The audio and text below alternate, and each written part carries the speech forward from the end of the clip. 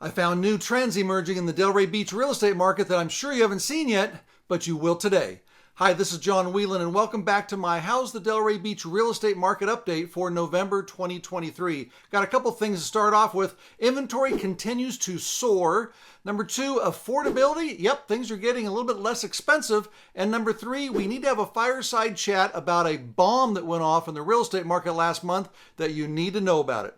Let's get started. So let's dive right into the inventory levels here in Delray Beach specifically. Take a look at the first chart, just came out. You can see that back in August, it bottomed at just below 1,000 units, but since then it's up over 1,300 to 1,314 units. That is a sharp increase in inventory in just a short period of time, and it coincides to what's happening here in the South Florida market. Take a look at this next chart. You can see it says inventory is rising fast, up 34% in 114 days to now over 36,800 units. That's an increase of 436 units just in the last week of November and up over 4,600 units in 5 weeks. But check it out.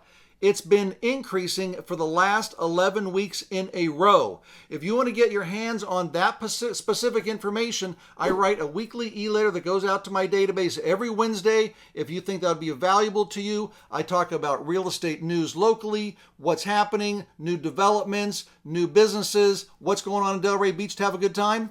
Down below is the link. All you got to do is give me your email and I'll make sure you're added to my database right away. So to start, I said that there was new trend emerging in this area, South Florida and Delray Beach, that you need to know about. And the basic theme is this. Things for sellers are getting less good, but things for buyers are getting better. Things are improving for buyers. So let's run through 4 specific charts I think that are really important for you to take a look at. Let's first take a look at the number of properties sold in the area. As you can see, going back each November of 2021, that's when 371 units sold in Delray Beach. In November of 2022, 223 units sold. And last month, only 207 units sold. So we're seeing a downward trend for the last 3 years on a year-over-year basis for the month of November, which also coincides with the national theme, which is over the last few years, we've gone from averaging about 5.8 million units sold. This year, the United States might see 4 million units sold. So that's about a 30% drop in the overall national market. Let's take a look at the next chart. This one is about the average sales price. Same thing. Let's go back to November of 2021, where the average sales price was $787,000. 22, $626,000, and last month, $556,000. So again, over 3 years, we're seeing a continuation of eroding average prices in the area, which is what? It's not good for sellers, but what? It's getting better for buyers. Next chart is about interest rates. You can see that interest rates have soared. We know that, but last month, man, what a drop off from 8% down to 7.4%. And actually, as I'm doing this video in the first week of December, rates are now at 7.12%. That's a 1% drop in just the last 30 days. What does that do? It makes it much easier for buyers. And that proves to the next chart. Look at this. This is the affordability, what I talk about every month. Basically, anything over 50%, it's going to be very difficult for you to get a loan because the affordability is too low. But look what happened last month. As prices came down, as a number of sold units fell, and as interest rates dropped, so did affordability. It went from 62% down to 54% in just 30 days. So the overarching theme is, yes, for sellers, we're going into a period where historically prices rise and volume increases because we're going into high season. This is when all the snowbirders come and a lot of people leaving the cold weather to come south. But at the same time, prices are less, interest rates are less, and affordability has now gotten better. This is becoming more of a buyer's market every day. Now let's talk about this bomb that went off in the real estate industry last month, and I want to share about the things that what it might mean for you as we move forward. So basically, you can go ahead and Google National Association of Realtors, or NAR, class action lawsuit, Sitzer Burnett case, and you'll find a ton of information that comes out about that. In the real estate industry, it's affecting brokerages, the NAR, and agents like myself. And here's the overriding theme. The plaintiffs basically came out and said that the NAR was conspiring to inflate real estate commissions in the industry, so that why do sellers have to pay for buyers' agents?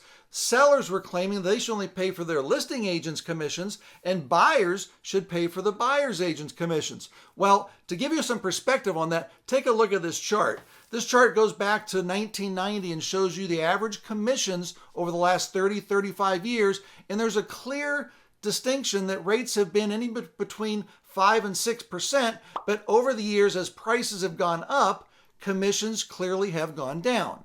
But having been in the industry for over 30 years, I will say one thing. I have never seen a broker or the NAR or anybody say that the commission is 6% or it's 5.5%. Commissions have always been negotiable. It's up to the seller to come up with an agreeable commission rate that they work with their listing agent, and they then share that commission with the buyer's agent. That's historically how it's gone. But since this new lawsuit came into play, the industry is saying, well, gosh, now they're going to eliminate at least 30 or 40% of the realtors around the country. That's from 1.5 million. That's going to probably drop by 300 to 400,000 agents nationally. That's probably not a bad thing. But overall, the relationship between me and you, the seller, or me and you, the buyer, the commission is always negotiable.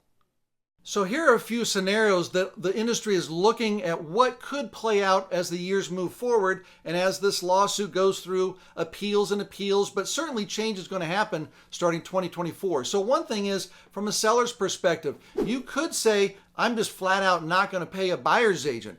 That's one option, but by doing that, you're going to certainly lose out on all of the agents. Here in South Florida, there's over 35,000 agents, this army of salespeople not getting eyeballs to bring you buyers. So that might be a disadvantage because now your circle of influence to get people to see your property could be reduced. The other thing is a seller could say, okay, listing agent, I'll come up with whatever percentage, 5%, 4.8%, whatever, and you get X and the buyer's agent gets Y. So there's still a couple options for sellers. And for the buyers could basically go directly to the listing agent and the seller to buy a property directly. But that would also mean that they would not get any representation. And that's what the whole thing was all about, was who gets representation. It's kind of like a lawyer. There's a lawyer for the plaintiff, they represent and they get paid a commission, and a lawyer for the defendant, and they also get paid separately. So the second scenario would be, yeah, the buyer just agrees to their agent, I want representation, and for that, I'll pay you X commission. Once again, that will ultimately still be negotiable. Ultimately, what this does is it certainly is going to continue to put downward pressure on commissions that are earned by realtors in the industry, because buyers may not want to pay them directly. They may. There's been talk about how to roll the buyer's commission into the mortgage, but today that's not an option. That's something that the Department of Justice and those folks are going to have to work out. So that's something for the future. Most likely scenario for the next foreseeable future is going to be this. A listing agent is going to work with a seller. They're going to come up with a commission. Don't know what that number is going to be. And the seller will say, yes, I want full exposure. I don't want to just put it on Zillow or another website. I want to have representation and get as many salespeople's eyeballs to come see my property and get me the highest price I can. So the sellers want representation. They're going to pay for that in some form of commission, and most likely that's going to still continue to flow down through to the buyer's agents. We're going to see, but this is a bomb that right now is going off and putting all sorts of havoc in the industry. So that's it for my November market update. That's a lot of information. So let me just finalize. Homeowners, if you are thinking about selling, right now is the time to do it. We're entering high season. Prices are doing what they're doing, but there's certainly demand is on the way. So if you want to get a consultation, maybe a competitive market analysis or a home equity review, get a hold of me. My contact information is down below. And for you buyers who would like to learn more about representation, look at the data more specifically about how it's leaning more to your favor, give me a call. Let's have a consultation. I would love to be your representative. Have a great holidays, and we'll see you back here next month for the December update.